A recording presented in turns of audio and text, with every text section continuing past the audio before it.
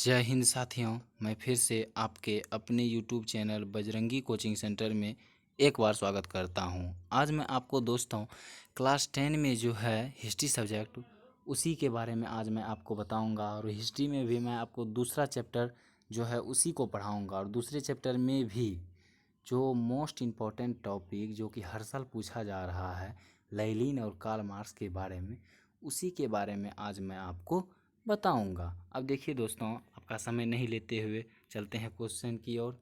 तो आपका पहला क्वेश्चन है दोस्तों कि लेनिन के जीवन एवं उपलब्धियों की समीक्षा कीजिए। तो लेनिन कौन था दोस्तों? तो लेनिन जो था दोस्तों वह बोल्शेविक क्रांति का प्रणेता था। उसका पूरा नाम व्लादिमीर इलिच उलियानोव था।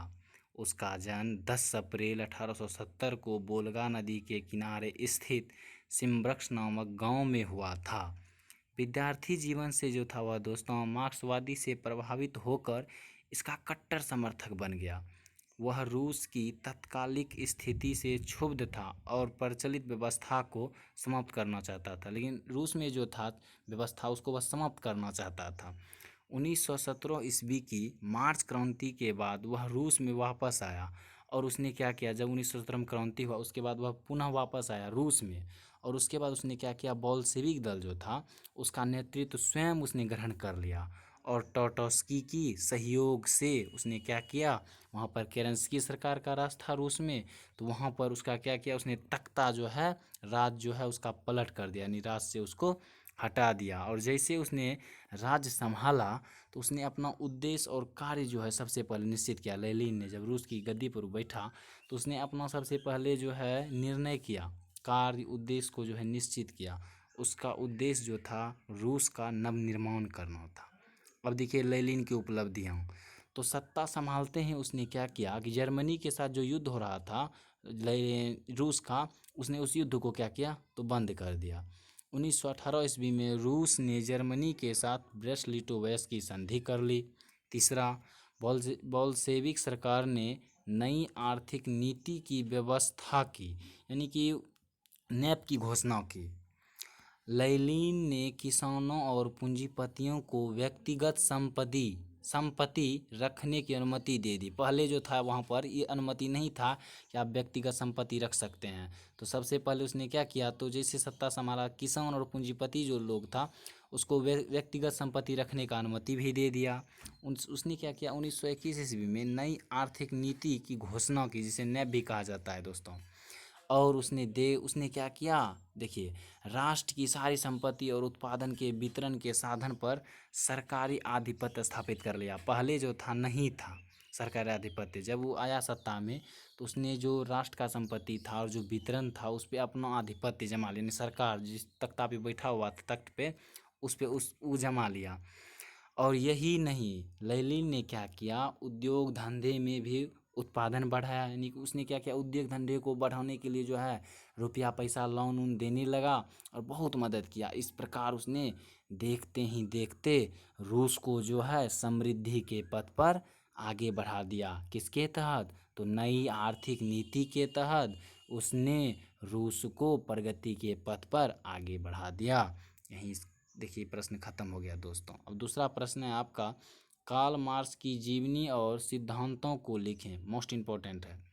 कार्ल मार्क्स का जन्म जो है दोस्तों 5 मई 1818 ईस्वी में जर्मनी के राइन प्रांत के ट्रिगर नामक नगर में एक यहूदी परिवार में हुआ था। अगर पूछ लेगा कि कार्ल मार्क्स का जन्म किस परिवार में हुआ था, तो यहूदी परिवार में हुआ था। कब हुआ था?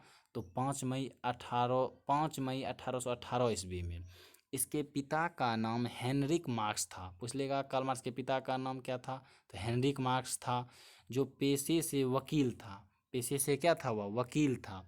इन्होंने देखिए पहले जो था उन्होंने ईसाई धर्म को नहीं अपनाया था। बाद में जब वकील की बाद वह क्या किए उन्होंने, तो ईसाई धर्म को अपना लिया। कार्ल मार्क्स ने बॉन विश्वविद्यालय से विधि की शिक्षा प्राप्त की और फिर बाद में या 1836 में बर्लिन विश्वविद्यालय पढ़ने के लिए चले गए, जहाँ जाकर इनके जीवन में एक नया मोड़ आया। यानी कि वहाँ से उनके जीवन में एक चमत्कार पूर्ण ढंग कार्य हुआ। क्या हुआ वह देखिए। सन 1843 ईस्वी में यानी कि 1843 ईस्वी में इन्होंने अपने बचपन के मित्र जेनी के साथ क्या कर लिया, तो विवाह कर लिया। 1844 ईस्वी में जो है इनकी मुलाकात फ्रेडरिक एंगल्स से हुआ। फिर इन्होंने मिलकर जो है दोनों मिल गए और दोनों जो है श्रमिक वर्ग के कष्टों का निवारण करने के लिए जो है प्रोग्राम बनाने लगे, यानी नियम बनाने लगे, और जिसके तहत इन दोनों का दोस्ती जो है जीवन भर बना रहे। 1848 ईस्वी में इन्होंने समाजवादी पत्र की घोषणा की। पूछ लेगा कि 1848 ईस्वी में इन्होंने किसकी घोषणा की, तो समाजवादी पत्र की घोषणा की, जिसे पढ़कर उसके मूल्य बातों को अपने जीवन में उतारा। तथा फिर इन्होंने 18 ये आता है क्वेश्चन, बहुत इंपॉर्टेंट है दोस्तों। फिर उन्होंने 1867 ईस्वी में दास कैपिटल की रचना की। आता है कार्ल मार्क्स कहाँ का निवासी था, तो रूस का। और कार्ल मार्क्स जो है दास कैपिटल की रचना कब की थी, तो 1867 ईस्वी में। और जो है दास कैपिटल जो था दोस्तों, उसको ईसाइयों का बाइबिल भी कहा जाता है। अब देखिए इनकी उपलब्धियां क्या थी। द्वंद्वात्मक भौतिकवाद का सिद्धांत पहला था। वर्ग संघर्ष का सिद्धांत दूसरा था। इतिहास की भौतिकवादी व्यवस्था तीसरा था।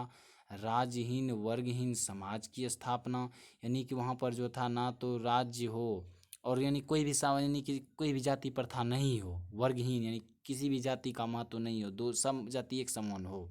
मूल एवं अतिरिक्त मूल का सिद्धांत। अगर दोस्तों आपने मेरा वीडियो अंत तक देखा और आपको पसंद आया तो प्लीज़ मेरे चैनल को जो है सब्सक्राइब करिए और वीडियो को जो है लाइक करिए, ज़्यादा से ज़्यादा शेयर करिए। जय हिंद दोस्तों।